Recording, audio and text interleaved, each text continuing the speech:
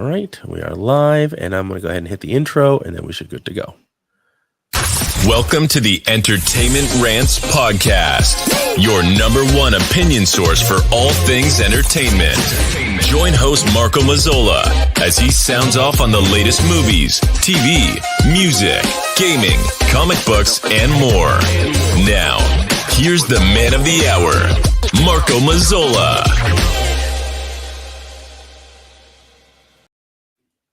Hello, everybody, and welcome to the Entertainment Rants Podcast. I am, as always, your host, Marco Mazzola, and today we have a very special guest. We're having an interview. Our first celebrity guest, very happy to have Jackey Neyman Jones. Right? Did I get that right? Yes, you did. All right. Awesome. Fantastic. So it's really great to have you here. We've been trying to do this for a little while, so I'm so happy we finally were able to get together and make this happen. So people probably know you best from it's Manos, right? The hand of fate. Or the Hands of Fate. Hands of Fate. Right, the Hands of Fate, right? That's what I thought. So first of all, that's a movie. It was that was about 40 years or so ago, right? Am I right? It was in 1966. Oh, 66. All right. So I had that down, and I wanted to make sure that was right. Okay. And do the math. I was 6 years old. I say it all the time to my students, right? I started karate when I was 8. I'm 46. Don't do the math. So we do it. All right. So first question was, how did you get into acting? Well, my dad was in community theater when I was growing up in El Paso, Texas, and he always played the lead. And I was very, interested in hanging out with my dad and being in the theater. And that's how I learned to read, was running lines with him.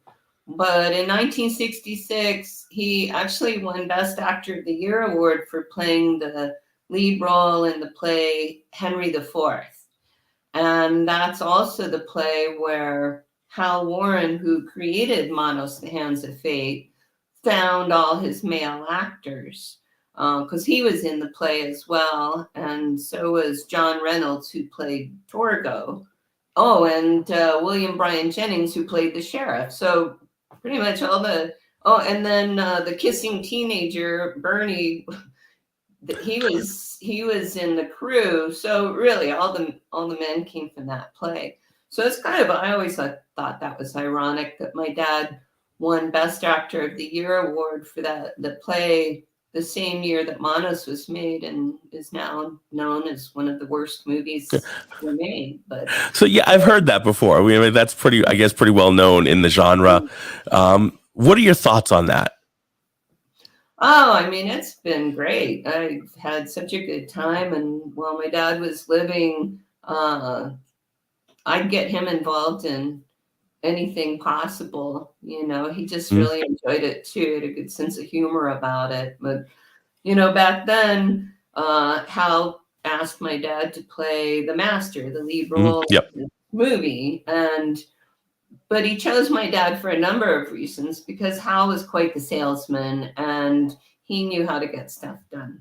So my dad had a child the right age for the role he had written. And he had a Doberman that made the perfect hellhound as the master's dog. And my mother was a teacher, but she was a good seamstress. She made all my clothes. So she and my dad designed the master's robe, and she made it, and she made the wives' dresses. And what else? Oh, my dad was an artist as well. So he did the master and dog painting and the Torgo staff, and he did all the props. Right. I mean, it was like really a family affair, right? Like you said, your mom was there. Yeah, I've always thought of it kind of like a family film. Yeah, definitely. I mean, it definitely seems that way. And how was that like working with the family? I know it's like working with my family. So how was it back then working with yours? Well, my dad and I were very close, and I'm an artist because of him, and I spent every chance I could with him. And living in El Paso, he had an old truck that he'd written on the side. He named her Tobacco Rhoda, and he and I'd go out desert scavenging, where we'd find old abandoned silver mines and look for turquoise, or he'd find old shacks and scavenge the wood and create things from it. So, it was great. I mean, my family, our whole house was always an ongoing project. I mean, I used to say I grew up with a wheelbarrow. I was either hauling dirt over here, or rocks over here, or bricks, or whatever somebody needed, I mean, it probably wasn't as fun at the time, but in hindsight, I'm really grateful for that. Sure, right. It teaches you like that discipline of doing it. Being an artist is a discipline, right? Yeah. To start a project and be able to get to the end of a project. Because I know starting projects can be tough, like in that creativity, and then seeing it through to the end. That takes a discipline to do, and you're not kind of like, well, maybe I'll move on to something else, right? Which can be I do. I mean, I, like my dad, I work in a lot of different directions. So the hardest thing for me is staying on one thing. I'll get my whole studio cleaned up, and then I'll get into a project, and then I'll walk in the next day and I'm, what the hell happened in here? It's just a disaster. Yep. I'm looking at it now. God, I just cleaned yesterday, but I have 4 projects going. Wow. And we'll definitely want to talk about that stuff. So we'll get there. I want to definitely delve into the art and what you're doing now. So, but we'll kind of cap that towards the end as well. So then after that, now you did a few different roles, right? Tell us about some of the other roles you did, because I know there was a 40-year break, if I'm not mistaken. Yeah. Right. And growing up, I got very involved in theater in high school, and but not much after that for a while. But then because of Manos, I started meeting people and getting invited into things like a local friend, Joe Sherlock, makes boobies and blood movies, and they're really fun. And I don't know how many films he's made. He's got 5 of them right now on Tubi, and I'm in one of them. It's called Things 5. And we just filmed this weekend where I got to be a zombie chewing people up. I killed like 3 people in the park on Sunday. Yeah, ate some entrails, It was really cool. It's a Sunday. That's what you do. That's what you do. Yeah, Manos Returns. I was one of the producers of that. And Joe Sherlock, who I just mentioned, is our director of photography in that film. And then Rachel Jackson, who created, she's a puppeteer in Seattle, Washington, and she created Manos, the Hands of Felt on stage in Seattle. And you can see some clips of that on YouTube as well. But she was our assistant director and one of the characters in the film, and Tanya Atomic is our director. And so I just keep meeting these people and get invited into other projects. And I mean, I've been in a number of films. I've probably been in 7 of Joe's right now. And the deal I said to him in the beginning was that I wasn't going to take any clothes off. And so the joke now is that he just kills me every time.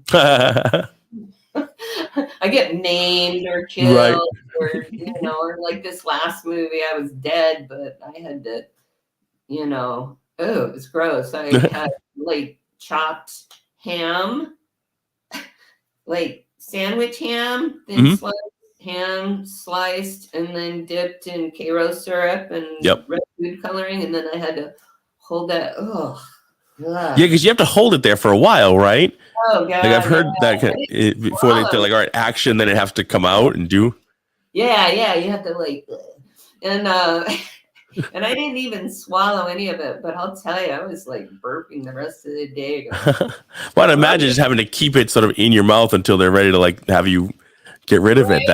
That's now. Yeah. Please now. But I'm told it came out really well on film. I'm looking forward to seeing this. Awesome. We'll look forward to that. Do you know where it'll be? Is it sort of a like an internet release, or will it be, a small theater type release, or DVD or Blu-ray, I should say? Different things. Like he had a couple of his films in the film festival at Crypticon Seattle this year. He gets into some of the film festivals, or he'll do a showing at a local pub, that kind of thing. But now he's, like I said, he got 5 of his films, at least 5 on Tubi right now. So I think that's his goal, is that's now, a pretty good platform for independent filmmakers. And I think he'll probably put a lot more of his stuff on there. Very good. Yeah, I like Tubi. Tubi's a good platform. Yeah, it's coming along a long way. So many independent platforms nowadays. Sometimes a little hard to keep up, right? Because there's so many of them. But Tubi's definitely growing as one of the bigger ones out there, especially for the independent. I'm trying to remember. There's something else on Tubi right now, and I don't think it's Manos Returns. I know that's on Amazon, but yes, that's where I saw it. Okay, and I'm working on a new project called the Manos Chronicles. So all of these films, I've played the part of Debbie as an adult. So what was that like, coming back to being Debbie after all that time? Well, it's interesting because they're all different universes, which really kind of plays into this multiverse theory, that people have these days, and, a glitch in the matrix kind of stuff. Right. So it's like every part I play is a different Debbie. In Manos Returns, the character of Debbie has grown up with the cult, with the master and the wives, and then she becomes the master. She takes over, so she's in charge now, and she's just not a very pleasant human. She's Well, growing up with that, right?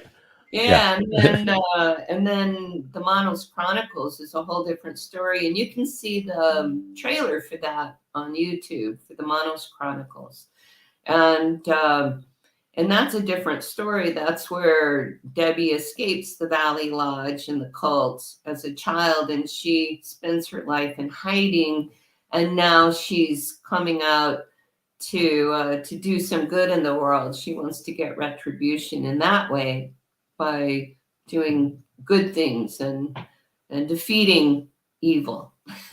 Wow. So a lot of different versions, as you're saying, right? Like, because it's different universes. That must be pretty freeing in a way, that you don't have to follow the same sort of character. You like to play each character differently. Yeah, it's fun. To a certain degree. I really look forward to the Manos Chronicles, because I've been doing some online acting classes for a while, and just the things I'm learning recently, I'm like, wow, I'd really like to put some of this to work. Mm-hmm. That's pretty awesome. That is pretty cool. So you've done different roles other than just Debbie, right? And you have other stuff that you have done. Is there a favorite role you've done? Is Debbie the favorite role, or which version of her so far would be your favorite? Let's see. I'd say my favorite right now is the Manos Chronicles. I just think it's just so well done. I mean, I loved Manos Returns and my group and everything, but with the Manos Chronicles, that's slated to be like a mini series.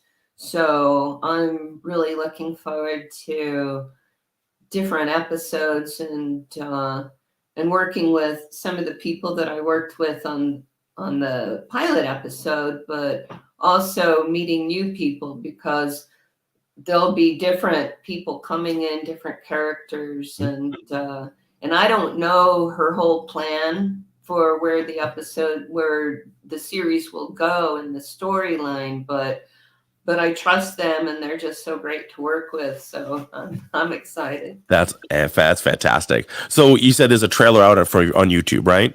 Mm-hmm. All right, so I'm going to find that, and I'll put it in the show notes for the show after we're done. so everybody can Okay. find that easy. Absolutely. That'll be awesome. Plus some of your other stuff that we want to get some links on as well for what things that you're doing. So you wrote Growing Up with Manos, The Hands of Fate, How Was a Child Star the Worst Movie Ever Made? I like the title, and Live to Tell about it. So what made you decide to write that?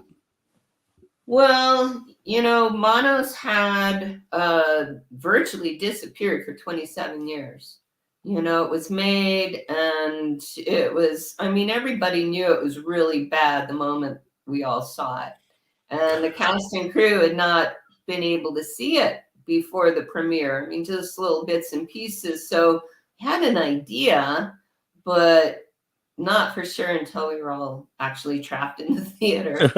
And it was bad. And I remember as a 6-year-old kid sitting there excited. My dad made sure we had good seats, like fifth row center, so that I could see the screen, and waiting expectantly to see myself. And then my mouth opens and this horrible voice comes out. And I was appalled. And I remember hearing people laughing, and it was just really humiliating. And Yeah. I think I cried through the whole thing. I was just pretty humiliated, but it was the best summer of my life, getting to hang out with my dad and being the only kid on set, and being a 6-year-old out in the desert at night where all the adults are busy. So I got to pretty much do whatever I wanted. And I was a very inquisitive child anyway. I loved exploring. So it was really a wonderful time. And then it just didn't show after that. The theater actually canceled the rest of the run because it was so bad. Right. And so I grew up with these stories. I grew up with the memories, and I held on to them tight because I couldn't find the film. And this is before internet. Right. Yeah. Before everything was widely available in 2 seconds. Yeah. Right. Even in high school. I graduated in 1977. So I started searching for it, in film libraries and universities, and but I just couldn't get a handle on it. Right. And then 27 years go by, and I'm married and I have a son, and my dad calls me from the Oregon coast where he was living, and he said, "You'll never believe what I just saw." That was our first indication that it even existed in the world, was when it showed up on Mystery Science Theater 3000. And I called Comedy Central that it was playing on, and because they had an 800 number in the bottom corner of the screen. So I just grabbed my phone, and if you can believe this, I actually got an actual human that answered the phone.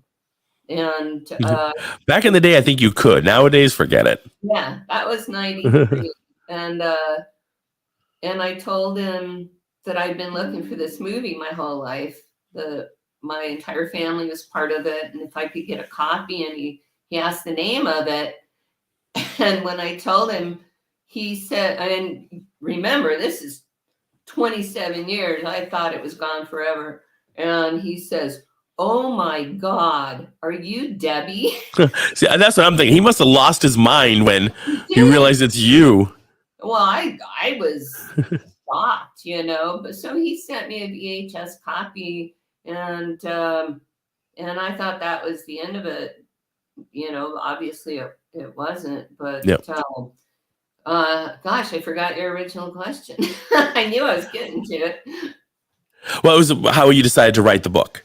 Oh, the book. Yeah. Yeah. So I held on to these stories, and then Manos became famous, amongst Mystery Science Theater fans primarily.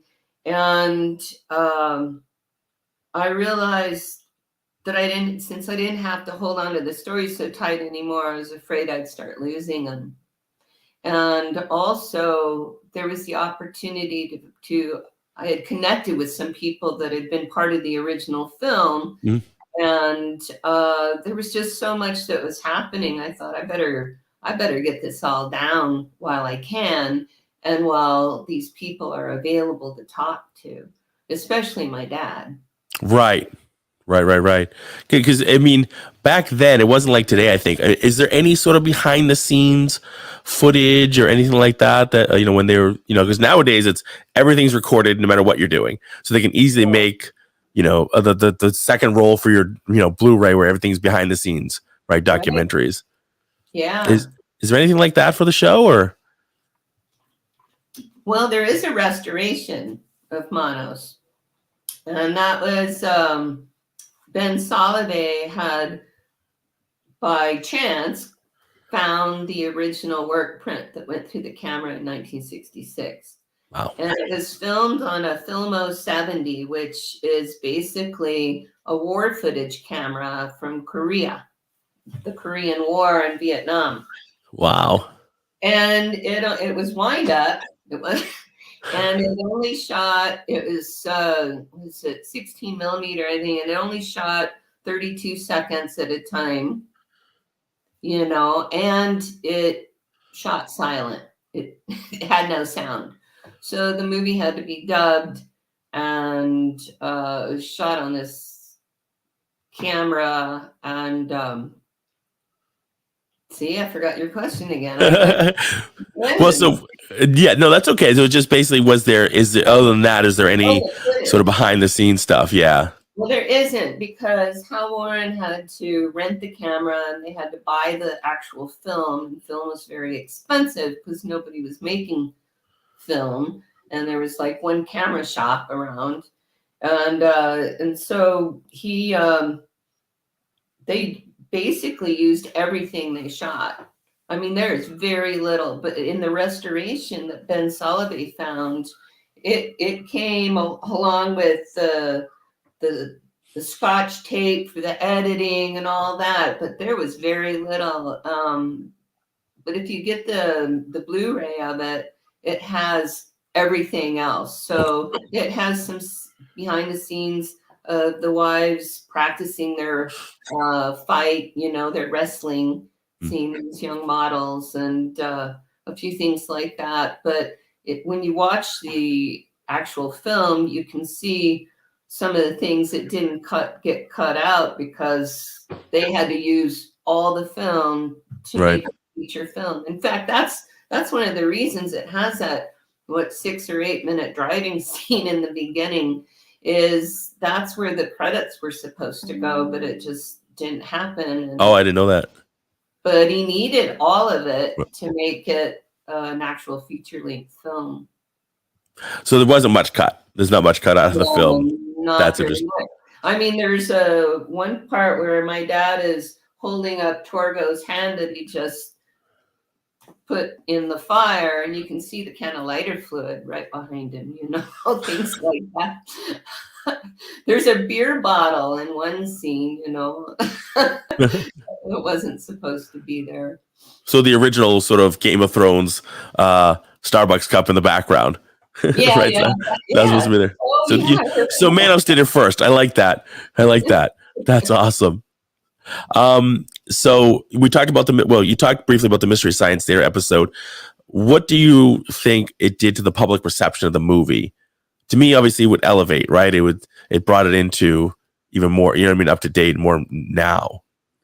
Yeah, I mean, it was amazing. It became an instant hit.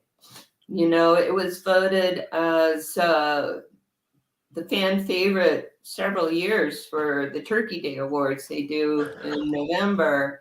And, I've met Joel and I've met the Mads, Frank and Trace and Jonah Ray. I met most of the cast and crew, and they're just really great people. And I love their stories about it too. But this last December, the Mads, Frank and Trace, they have an online show called The Mads Are Back, and they decided to do Manos, the Hands of Fate for their Christmas special and invited me to be a special guest. And we were able to use the restoration instead of the original film for them. So it's like it's a beautiful print of a Yep. really terrible film. So it's like you get to see all the mistakes so much more clearly. Uh, Right. but it was funny somewhere during the riffing, Trace said, he goes, God, now I'm kind of feeling bad for making fun of this film. It's like, it's not as bad. It's taken me years to understand, but I think at this point I understand that the fans love it so much because it's relatable to them. Hmm. They can see that the effort was there. It was not, it was done very as seriously as possible, and the intention was to make a film. Hal's intention was, he knew he wasn't making a great film, but he wanted to bring interest to the Southwest and the beauty of the area, and he really thought that he was going to be the guy to bring the film industry to the Southwest. That was his main goal. But I mean, So how magical is that? That after all these years, it becomes an elevated movie, yes, And I think nowadays, movie making is a little bit more democratized because everybody can kind of, shoot on their iPhone and make movies, everybody and can make people, right? So people struggle to make, they want to make their big, epic, great movie, but it ends up being something different, So I think that gives them that motivation of like, wow, we can actually do this too, Yeah, and it and can be you think something. about how many people start like you talked about in finishing projects earlier, talking about art and stuff. But yeah, it's like how many films never get done, and no matter what, he got it done, and he Yeah. got it into a theater. As bad as it was, he finished it, and people really, I don't know, I think people really can relate. Yeah, I think people can identify big time with that, right? Because there's a lot of people struggling to get their stuff seen and get it out there. But now you can, put stuff up on YouTube, and there's a lot more platforms for people to get their Yeah, independent stuff seen. So to see that, they can identify with, well, if they can do it way back then, why yeah. not? We have the chance to do it now, and I think it gives the people a lot of inspiration to actually finish their work, right? Get the work done and finish it, like you said. Yeah, I mean, I know a lot of independent filmmakers because of Manos, and these days with the industry changing, more women in film, Hmm. and just opening up about gender and trans, and it's just incredible the things that are coming out. The creativity is Yeah, and now we needed it. We need that more now than ever because for so long everything was so cookie cutter. It's the same over and over and over again, right? Because it was always the same people doing it. Now, yeah, with it being so open and so many different people really having a strong voice and able to do this, imagine all the new stories we're going to get to see, because so much felt like for a long time, it's like, yes, I've seen this story before. How many times are we going to reboot this or rehash the same story? Now we're actually going to get some different stories, some new yeah, stories, and that to me is wonderful. Like that's yeah. really special. Me too. I'm Yeah. I'm always sharing things that I find on Hulu or Netflix or Tubi. It's like, wow, and like these little jewels. And I think the more I can talk to my friends about, then they start sharing those things as well. And yeah, Yeah. it's pretty cool times. But It is. took To things think, like that to get us here. right, but we went through a lot. But think about a movie like Manos, which was, like you said, quote unquote, the worst movie ever made, and now it's got to be somebody's favorite. Oh gosh, You know what I people. mean? Yeah, in fact, well, my next plan is to do a documentary.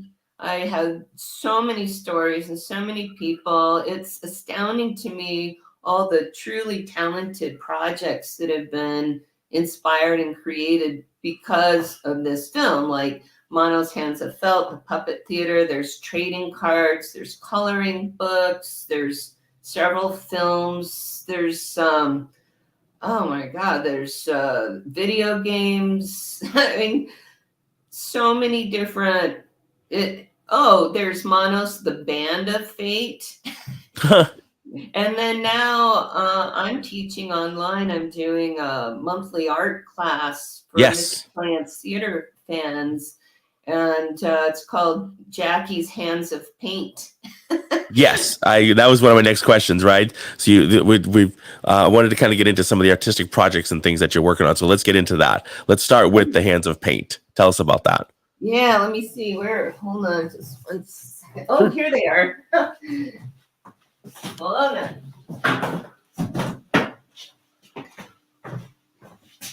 Yeah, so I've been doing the paint and sip parties at bars and restaurants for about 8 years, and then COVID came along, and I played with the idea of doing online classes. And after the Mads Are Back show, they said it was one of their most popular shows of the whole year. People were so excited. I was blown away at how many people were so excited to have me there as a guest.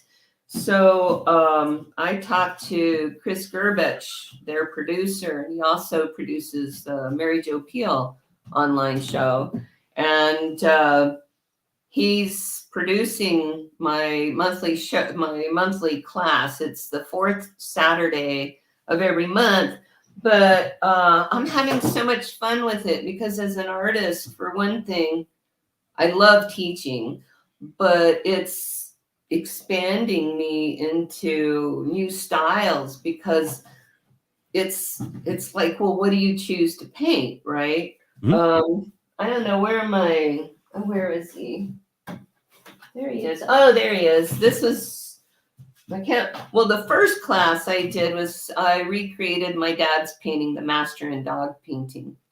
And I was a little concerned because it's not a simple painting to do, but I was so blown away at the students and their interpretation. It's so much fun. And then we did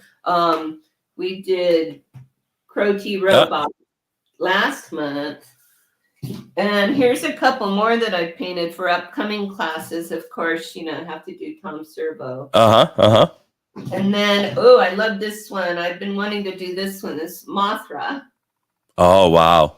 Isn't that cool? Oh, yeah, absolutely. Yeah, I love it. And,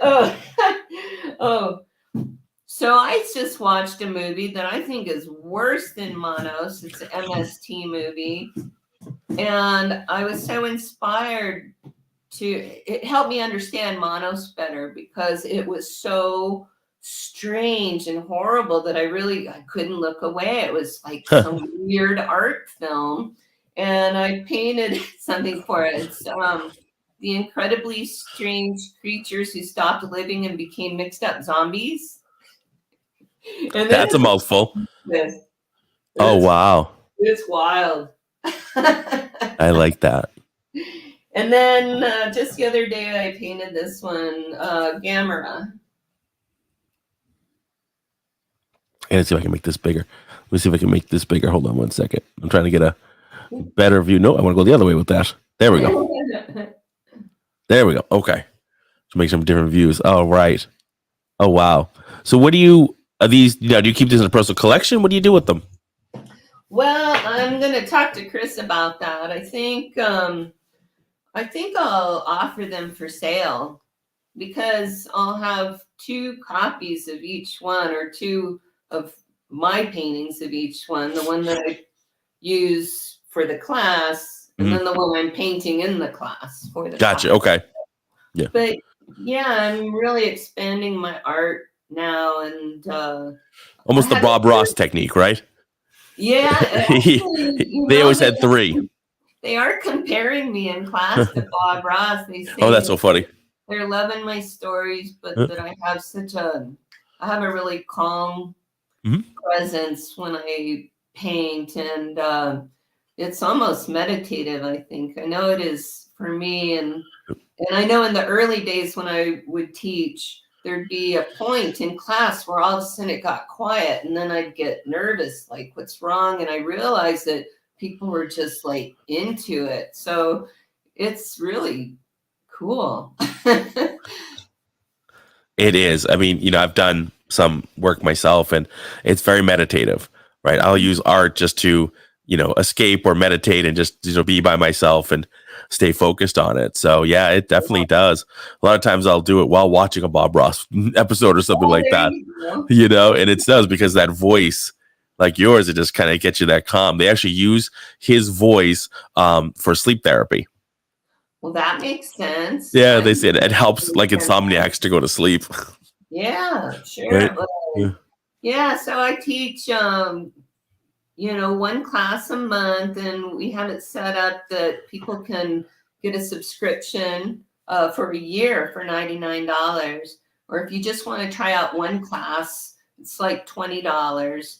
And but along with that, you get access to, I do a weekly blog, and then we have our own student private Facebook group where we can talk and share our stuff, and then you get a recording as well of the classes, so that if you can't attend live, and some people can't, but it's really great to see that they're still doing it and then sharing their work with us. Yeah, absolutely. So I'm going to make sure that I get all that information from Liam, and we're going to put it into the show notes so that everybody can make sure they can get on there and do that. That would be wonderful.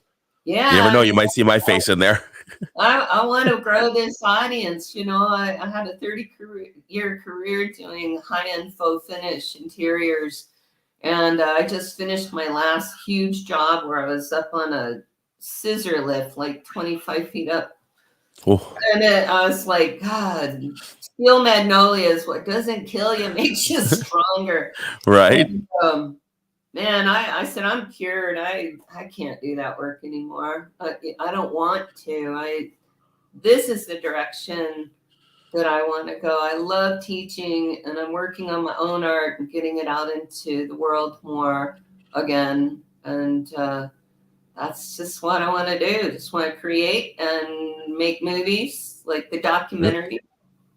Oh, and you said something earlier about fans. I was thinking about writing a book called For the Love of Manos, because so many people have given me their personal stories about what Manos means to them in their life, with their friendships, how, they get together with friends and riff it, or people that are older, they're sitting their kids down and watching it. And so now there's this younger audience that's getting into it, or jokes like the MST fan pages.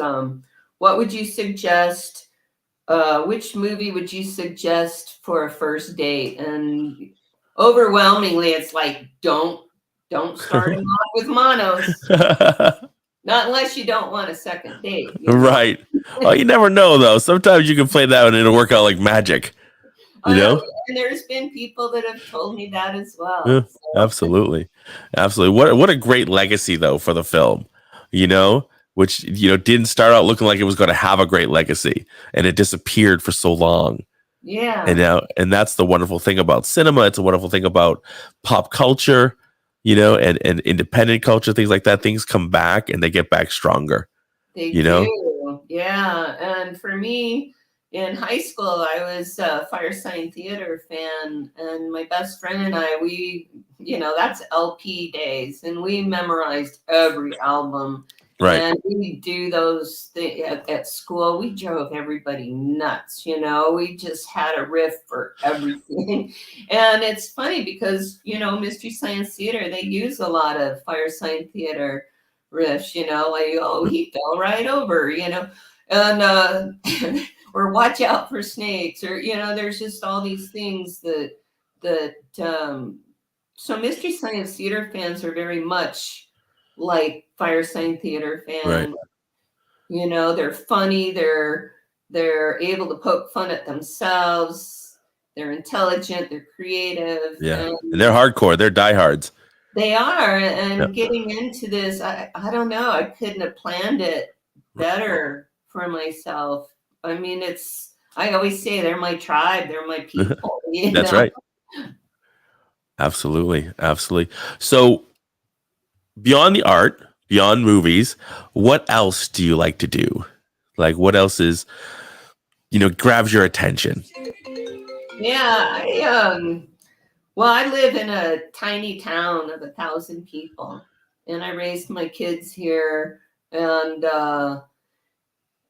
now my kids live here with their kids, so I have my family close. I volunteered a lot when they were growing up. I was self-employed with my faux finish business, but I also volunteered. I started the arts council here, and I volunteered at the school. We did murals. I mean, all kinds of things. But then life took over, and I've decided that I'm getting involved in my community again.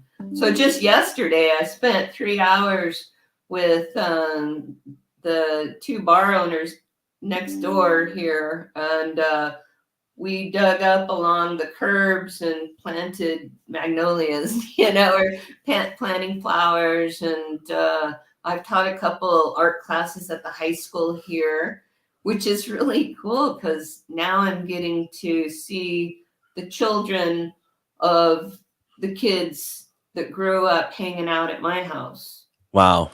Well, yeah, the generation stuff that gets to me. I mean, I'm 46 and I'm already feeling that when I see my students. So during the day, I teach martial arts, and I've been doing it for a long time. I've been teaching since I was 15, and I opened my own school about 12 years ago, and I just saw an Instagram of a little girl who I knew, and she was like 8 or 9. She just graduated high school, and I didn't even recognize her picture, but I knew it was her because I was like blown away. I'm like, oh boy, I'm feeling it. Like, I'm seeing these kids grow. It's wonderful, but gets a little scary sometimes, but it is wonderful. Yeah. But yeah, doing something like that, it's so great for kids. I mean, in high school, I was a hippie chick, and I was lost, and my dad was having a lot of issues. He was suicidal, and it was just he and I living together. And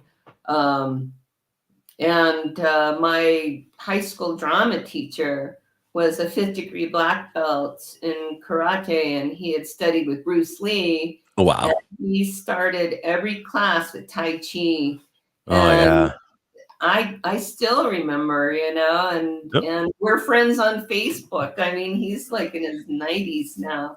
Wow. And still going to events. But yeah, that's really important. And then when my younger son was about 5th grade, there was a Taekwondo school that had just opened close by, and I started taking him, but I thought, well, why just sit here for an hour? So I joined too. And oh, wow.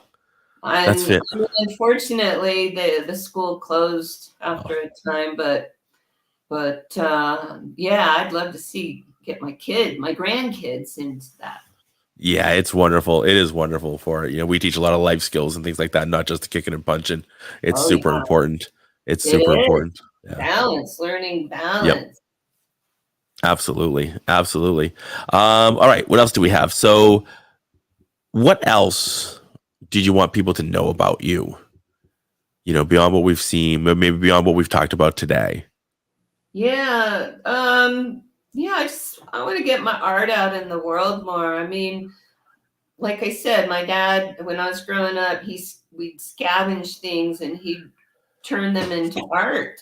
I mean, I remember once my mom and I came home from grocery shopping, and she went to hang the laundry on the line, and one of the poles was gone because he got inspired, and he cut it down and turned it into sculpture with his welding torch, So what I do is I live in a very old Western Oregon town, and I raised my kids in a 100-year-old house. And so I'd see old doors and windows on burn piles or leaning up against garages, and it just hurt me to see them destroyed. And I started collecting them, but I didn't want to be a hoarder. So there's a fine line, right? So I turn these things into art, like the doors. I look at a door and it's got 5 panels, say, and I'll take my skill saw and cut those in, and every panel becomes a piece of art. And if it's got a crackle finish because it's been in the weather forever, then I enhance that. I add to it. So and it's interesting too, because all those pieces inspire me. I realized once I was looking at some art that I did, and I realized that three panels that I had painted all had women painted on them. And then I realized they all came from the same door, and I thought, that's interesting. Huh. I wondered if I was channeling something. I don't know, but Yeah. I just recently, my studio is in an old house that used to be the local clinic, the doctor's clinic here. And I have a room in this building, and I just got a door from next door that was the carriage house. So I know the history of it now. It was 1910. Wow. I can't wait to see what comes out of that piece. But yeah, I love to repurpose things and bring them back into the world. We definitely need a lot more of that in this world, right? We're so easily to destroy things or use things and throw them away, right? So much of what we get now is meant to be tossed away in a short period of time. I know. I'm so intrigued. I see things that people do with somebody recently, she was taking old fireman's hose, that thick hose, Yep. and turning them into wallets and handbags, and they're just beautiful belts. Yeah. I'm like, wow, that's an amazing talent. It's amazing. And it's amazing talent to take stuff like that, whether it's a door or a hose, and be able to turn it into something beautiful like that. When most people look at it and go, gets in the way, get it out of the way, throw that away. Just get rid of it. That's a special skill, and we definitely need more of that in this world. Yeah. Definitely. So, yeah. Besides teaching, I'd say those are my favorite things and the things that I want to put out in the world the most. Fantastic. Awesome. Well, I want to thank you for being time. We're about 46 minutes in, so I don't want to keep up too much more of your time, but I want to thank you for joining me today. And like I said, we're going to get all the show notes and get all the links up there for you. But where can people find you, like on social media and stuff like that? Where can they connect with you? Yeah, we just started a website, but it's just in its preliminary stages. But a lot more is going to be coming. I'm working on having one place to channel everything to. So that's jackysmanos.com, spelled with an EY, Jackey with an EY. Yep. So Jackey's Manos. And then on Facebook is the Jackey Neyman Jones fan page. And that's been growing pretty quickly. And I'm loving the engagement of the fans and the things that they're contributing. I'm finding a lot of really cool stuff that people are contributing and the engagement. So that's a fun place. And I'm very responsive on there. I check it every day. Fantastic. Now, do you get, and I probably not, but I mean, do you get any sort of negativity or anything coming through that way? And how do you kind of shove that aside if there is any? Well, I mean, people have always been so kind. And people have asked me, how I feel about, but mostly people are kind. There's a couple of Facebook groups that I just stopped posting on because we just tend to be more snarky. And right. It's not just to me. That's just the nature of the group, Yeah. But then there's other groups that are just so loving and welcoming, and the thing I've always said is if you can't be the best, just make the most of being part of the worst. And I think I've done that pretty well. I think you did a great job. at that. In fact, my book, Growing Up with Manos, is 4.5 stars on Amazon. So and we'll have that link up there too. I wrote a very good book about a very bad film. There you go. Awesome. And we'll definitely have that link up there too, because I want people to know everywhere they can get in touch with you and get your stuff. And Etsy, I'll give you that link too, because if people want an autographed copy of the book, or I've recreated my dad's painting that I sell prints, and I do master's robes because my mom made the original and she taught me to sew. So I stupidly committed to making 100 of them several years ago. I'm going to make 100 custom size robes. That's a big lot. That's an ambitious one off the top. Yeah. Well, I just sent off number 42. So Excellent. but I made one for a guy who's 6'8", and I made one for a woman who's 4'11". So Wow. definitely. So we should start seeing some cosplayers out there. Oh yeah. Awesome. Yeah. That's fantastic. All right, Jackey, thank you so much. I'm going to let you go. I really appreciate it. We'll chat offline so we can get all the information and stuff like that. Okay. All right. Thank you. Thank you so much.